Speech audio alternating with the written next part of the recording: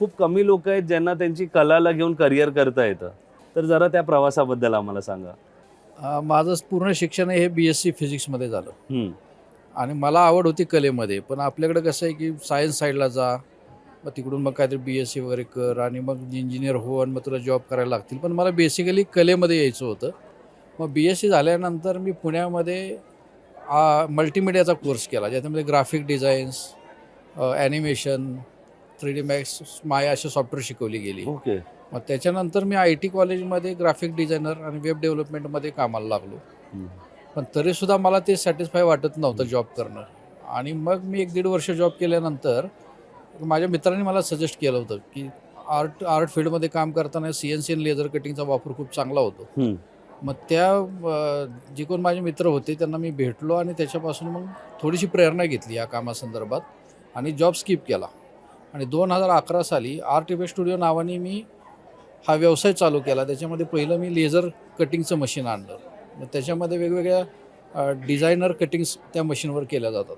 Okay. मग असं करत असताना मग प्रत्येक वेळी त्या त्या क्षेत्रामध्ये लागणारी नवीन नवीन मशीन मी आणत गेलो. हं, मग पहिल्या वर्षी लेझर मशीन आणली, अजून 1 वर्षांनी CNC कटिंग मशीन आणली, त्याच्या पुढच्या वर्षी प्रिंट मीडियाची इकोसॉलिड प्रिंटिंग मशीन आणली. मग असं करत हे कॉम्बिनेशन जे आर्ट असतं सगळ्या मशीनींची मिळून एक आर्ट तयार होते, त्याचे प्रोडक्ट्स तयार होतात. मग हे प्रोडक्ट आम्ही बनवायला शिकलो आणि सातारमध्ये ह्या सर्व्हिसेस करताना पहिलं कुणालाही सातारमध्ये हे जमत नव्हतं किंवा छोट्या छोट्या गोष्टींसाठी पुण्या मुंबईला लोकांना जायला लागायचं. हं. मग मी हे सगळ्यात सुरुवातीला सातारमध्ये हे मी इस्टॅब्लिश केलं सगळं मार्केट आणि मग इथल्या लोकांना या सगळ्या सर्व्हिसेस द्यायला लागलो. इकडे मी तोडतो. तुम्हाला असं जसं पुण्याला तर लोकं जातच होती, मुंबईला जातच होती. तुम्हाला असं ते मार्केट दिसलं, की अरे नाही इकडे आपण इन्व्हेस्ट करून तर ते काय पॉइंटला असं रिअलाईज झालं, की नाही आपण हे करूया कारण ही एक इन्व्हेस्टमेंट आहे. येस. ते इन्फ्रास्ट्रक्चर उभं करावं लागतं आणि असं काही करायचं, असं काही धैर्य दाखवायचं म्हटलं, की पहिले अरे कशाला करतोय? याची काय गरज आहे? चालू आहे ते काय वाईट आहे? हे बोलणारे तर आपल्या आजूबाजूचे असतातच. मग त्याला कसं सामोरं दिलं तुम्ही आणि काय पॉइंटला असं ठरलं, की अरे इकडे सुरू आता केलं पाहिजे आणि मी करणार आहे? काय होतं बेसिकली मला जॉब तर करायचाच नव्हता आणि मी हं. रिस्क घ्यायला तयार होतो. हं, कुठल्याही गोष्टींची रिस्क घ्यायला मी तयार होतो. हं, मग ते फायनान्शियल रिस्क असेल, करिअरची रिस्क असेल.